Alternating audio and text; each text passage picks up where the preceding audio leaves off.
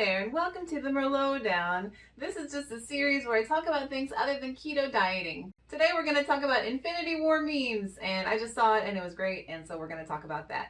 So crack open your favorite energy drink and enjoy.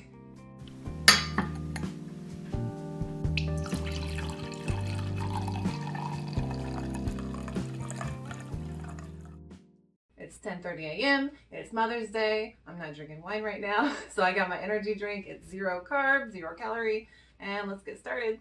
So Infinity War was a great movie. We had to see it a weekend late just because of our work schedules. But when we saw it, you guys, I was like loving the whole movie. Like all of the funny bits were hilarious. All of the serious bits, like there were times, like 3 or 4 times throughout the movie, like I was tearing up. It was so good. It was just a roller coaster of emotion. And so if you haven't seen it, I recommend you go see it again. I'd really like to go see it again in theaters while I can. So yeah, we're going to talk about that movie today. Just a side note, my town installed these leather reclining seats in our movie theater, and they're the best thing ever. And from now on, that's the only movie theater I will ever go to because it was awesome. We should all start a petition to install reclining leather seats in our movie theaters. I think our butts will thank us. Okay, so after seeing the movie, of course, I looked all over YouTube and all over online and Facebook and Reddit and things for just memes related to the movie because I just wanted to prolong that experience of seeing it.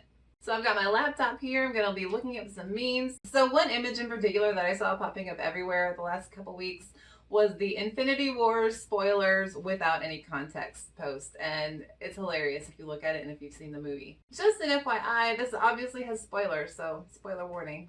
So the very first image is that image of Doctor Who. If you are a Whovian, okay, I loved the new Doctor Who series and I watched the whole thing on Netflix a couple times. And so, you know, David Tennant at the end of his reign as the Doctor, he says in his last episode, "I don't want to go." And in that moment, it's like a super duper emotional time. And apparently he improvised that line for Doctor Who. And so the muscle actually told me that the character who played Spider-Man also improvised that line. No, I haven't heard anything else about that. He just mentioned that, but I think that's pretty interesting. Now, in the movie, the whole Spider-Man turning into dust thing didn't really get me emotionally.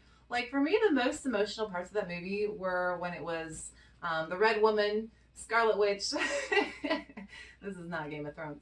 Scarlet Witch and Vision in the beginning, and then at the end when they're being attacked in the beginning. Like, that got me. Maybe it's just because I'm thinking, like, man, what if that happened to my man? You know, people were after him, but I couldn't do anything. Like, it got me down to, you know, in my soul. So that was probably the saddest part of the movie for me. But I do understand why people really connected with that Spider-Man part where it's him and Tony and he says he doesn't want to go away. The second image on this post is obviously the dust. I mean, all the characters at the end turn into dust. And, you know, I would think just like a snap of your finger, they'd just be like, whoop, you know, like what are those, like, you know how when you turn off those old style TVs, it just kind of goes whoop, and there's like that thin line. I thought they just kind of disappear and not kind of fade away. I am curious about the characters that they left. So they left the original Avengers, the ones who didn't turn into dust.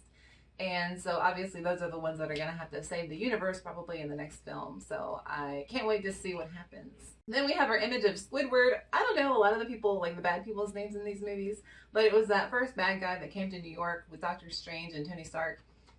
And so when he said that, like, you know, oh, it's Squidward or whatever, like the line, everybody in the movie theater was laughing and it was just awesome. That's why I love these movies. They're so fun. Then of course the space donut. The spaceship that Tony Stark and Spider-Man get on, they call it a space donut because it's like round. And, you know, I'm wondering how he's going to get back to Earth because he's got Nebula with him. So she's probably going to have to bring him back to Earth by the end of the film. And so I was just kind of worried, like, what would happen if you were just stranded out in the middle of space, you know, on a dead planet? Nobody knows you're there. I mean, that would be like the worst thing I could ever think of, just being totally deserted. I mean, it's worse than being deserted on an island because at least, you know, people around you might come to the island. But if you're just on a dead planet in the middle of nowhere, oh my gosh. Then the bubbles. Okay, so that's another part of the movie where I was kind of tearing up when Chris Pratt and Gamora, Star-Lord, whatever. I'm going to use all the names. So when he, you know, he promises that he'll kill her if she, you know, if Thanos gets her. And so he's about to. And he presses the gun, and of course the bubbles come up. You knew it wasn't going to happen, but you were really kind of seeing if he was actually going to do it, and he was going to do it because he loves her, right? And so He was keeping his promise, but it failed in the end. Then of course Rabbit. Oh my gosh, I loved Thor in this whole entire movie. He was so great in the whole movie. I do love short-haired Thor way better than long-haired Thor. Now the Thor movies are just a roller coaster for me. They are probably the most fun character movies from this whole Marvel universe, and so any Thor movie, I'll go see it. I don't care. And so his interaction with Rocket Raccoon, that was probably the best pairing, I think, for them. I mean, they paired all the characters in this movie so well. You had Tony Stark and Spider-Man. It was like that father-son thing. You had Thor and Rocket, and they're just like those out there characters who like to have fun. You had Scarlet and the Vision, you know, with the whole love thing, tugging at my heartstrings for their, you know, plot thread. And so, yeah, I really liked all the character pairings, and they did a really good job kind of like breaking up the entire cast so that it's not just all of them together. Okay, then we have like, I'm not sure, maybe it's a Hindu god doing his, you know, prayer thing with the arms. And obviously that's referencing Doctor Strange when he does his thing and he turns into that. I forget, was he attacking somebody? I can't, or was he meditating? I can't remember, I think.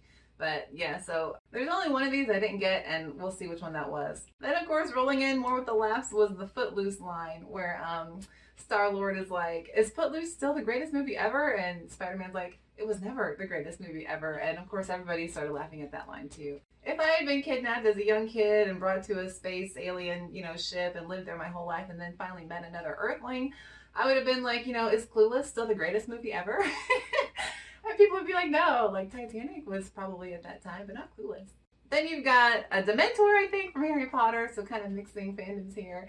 And that references when Gamora and Thanos go to the planet to get the Soul Gem. And then, of course, Peter Dinklage. I love the fact that he was a dwarf, but he was, you know, a giant dwarf. And it just, I like how they played with that. I loved his character. He had a line between him and Thor. The line between him and Thor, I forget what it is, but he's like, it'll kill you. And Thor's like, I may die, and he's like, that's what killing you means, or something. I forget, but that was one of the best lines, I think, out of the whole movie, comedy-wise. Okay, now this was the one I didn't get right away. It was the Lion King moment. I don't remember the Lion King when he threw Simba. Is that just a meme people came up with? But the muscle told me that that's referencing probably when Thanos threw Gamora, you know, off the ledge of the planet to get the Soul Gem. And then, of course, we have Thanos' snap. Now, with the whole glove thing with Thanos, you know, he's getting all these Infinity Gems to put on his, you know, gauntlet glove, metal glove. Okay. Because he wants the power to control the entire universe, which I get, you know, that'd be nice. So we saw the part where Thor had to go to Tyrion and his planet, and so that he could get another Mjolnir or Heart Eater or whatever, storm something. And apparently that was the same way that Dinklage made Thanos' glove gauntlet thing. Okay, so my thinking is this, is that if Thor can kind of summon his hammer, right, because it's like magical, connected to him, then that means that even if, you know, the Guardians of the Galaxy and Tony Stark had taken the glove, wouldn't Thanos have just been able to just get it back? And like, am I the only one who's thinking this? Like, if it's connected to him, it's like the same magic that Peter Dinklage uses to create both of them. Wouldn't that have worked the same thing? You know, he could have just gotten it back really easily, like Thor does with his hammer. Correct me if I'm wrong, let me know.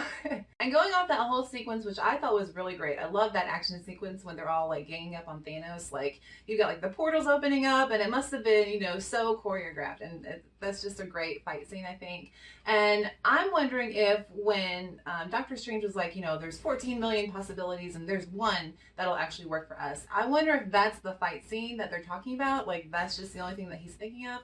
Or I'm wondering if he knew that Peter was going to go crazy and punch Thanos, and then, you know, he'd get the soul or whatever gem, and then he'd, like, destroy everybody. So I'm going with that theory. Like, Doctor Strange saw all of this, and he knew that that was the one way that everything was going to work out for them, is that Peter would have to get angry. So I don't understand why people are so mad at Star-Lord for this, because Doctor Strange knew what was going to happen, I think.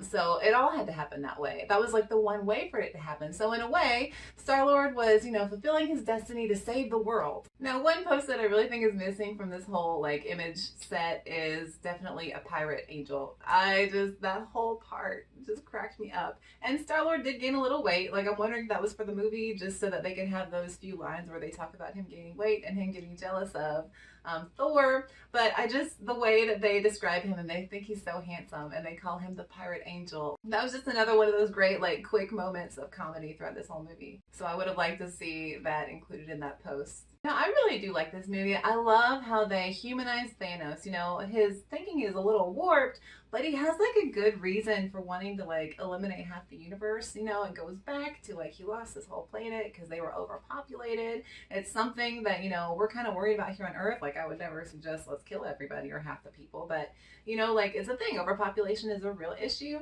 And so I do like how they incorporated that so well. They didn't spend too much time on it either. It's not like you needed, you know, 45 minutes of backstory to get everything going. But they incorporated those scenes really well. I liked how he saw the price he had to pay at the end when he saw baby Gamora and like inside the soul gem or whatever, if that's what you think that place was. So I like how they brought humanity to everything. Like I said, I really loved like the little love story between Scarlet Witch and Vision, and that was the part that got me the most emotional. So this is just, these movies are so fun. They really do a great job with incorporating, you know, the serious and then the comedy. And to me, that's just, they're great summer movies, you know, great popcorn movies. I don't really eat popcorn, but great movies to go see with friends and family and have a great afternoon. Well, folks, that's about it for today. Did you see Infinity War? What did you think about it? Did you love it like I did? Did you think it was just meh? Or did you really not like it at all? Let me know down in the comments. Again, thanks for watching. This has been the Merlot Down. I hope you have a good one. Bye.